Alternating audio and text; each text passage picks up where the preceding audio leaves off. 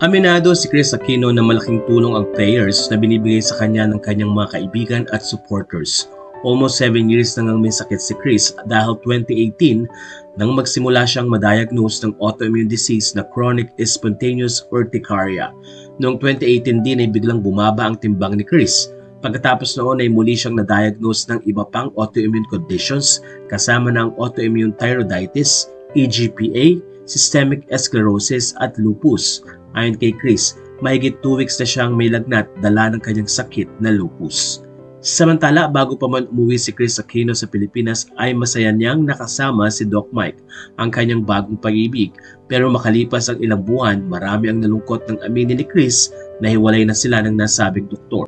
At nagkaroon pa ng mga salitang naipost sa social media na kung saan ay kailangang ipagtanggol ng anak ni Doc Mike ang kanyang ama sa mga naging pahayag ni Chris Aquino. Narito ang kwento ni Chris at kung paano sila nagkakilala ni Doc Mike. Pahayag ni Chris, "I do not lie.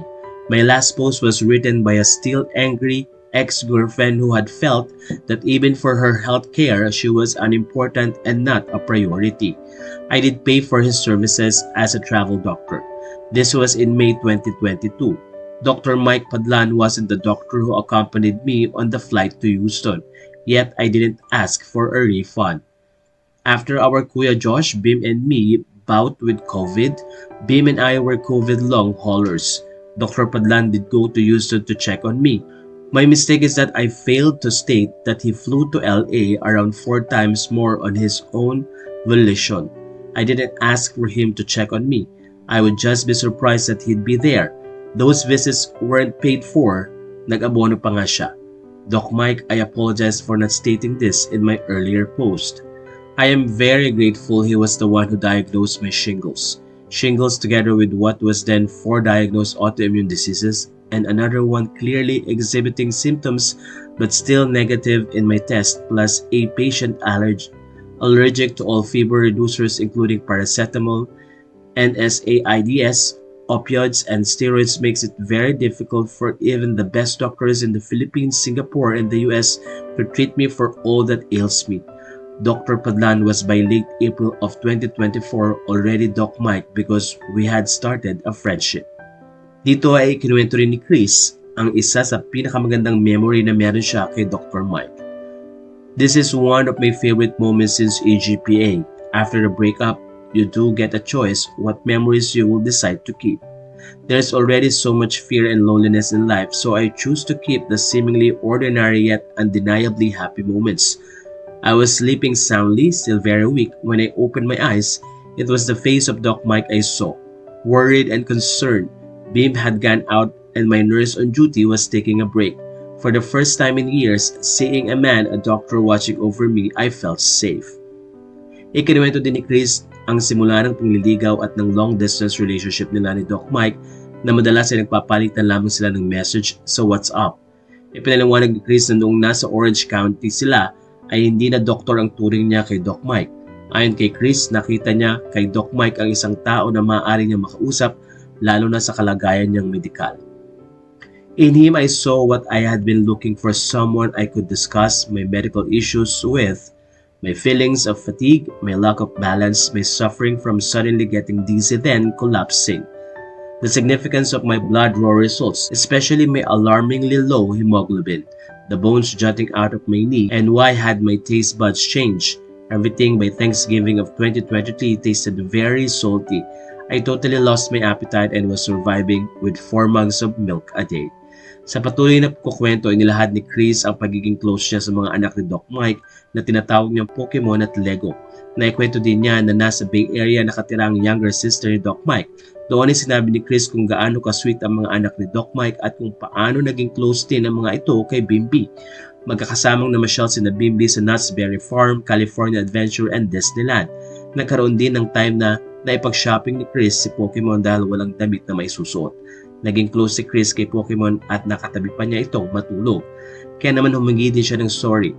Ayon kay Chris, "I hope they will read this. Mama Chris is very sorry for making you angry and sad because of what I posted. I was wrong in not considering the impact it would have on both of you. You both brought sunshine and laughter when I most needed it. I know I am no longer deserving to be your mama, Chris, but even if I had known things would end up this way, except for hurting the two of you, your mommy and your tita Judith, I would still have chosen to give loving one more attempt. I can say that because I got the chance to love you.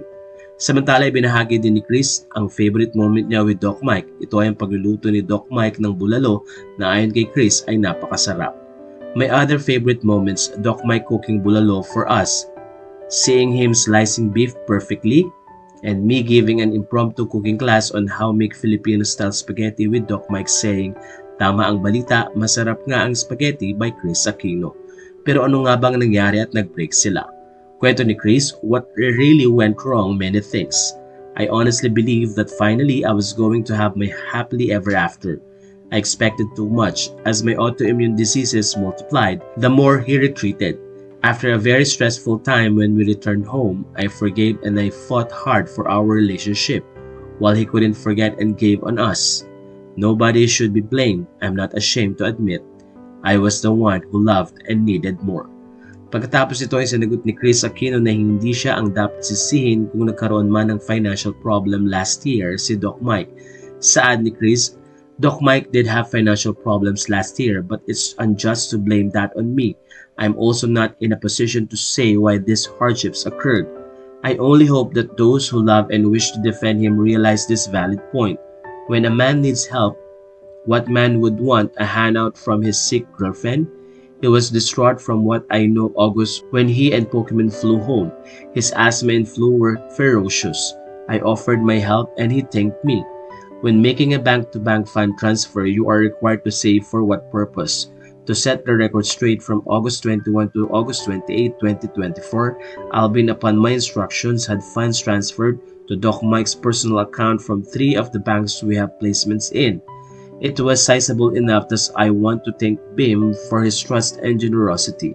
Roughly half of the money labeled as for professional services rendered in preparation for flight home and as a travel doctor for flight back to the Philippines, etc., came from the joint account Bim and I shared. Sa bandang huli ay nagbigay naman ng update si Chris tungkol sa kanila ni Doc Mike. An update, Doc Mike and I tried to give Peace personal effort, in large part I believe because of his ate Judith, a genuinely kind, fair-minded, God-fearing woman, and his younger sister, his favorite Leia. May mga dalang pasulubong din si Doc Mike para kay Chris. Sa puntong ito ay maayos na nilinaw ni Chris ang naging issue sa pagitan niya at ni Doc Mike, pati na rin ang mga palitan ng post sa social media mula sa anak ng nasabing doktor. Sa bandang huli ay sinabi ni Chris na meron siyang total na 9 na autoimmune diseases. Umaasa naman ng mga netizen na makakamit ni Chris ang total recovery sa kanyang sakit.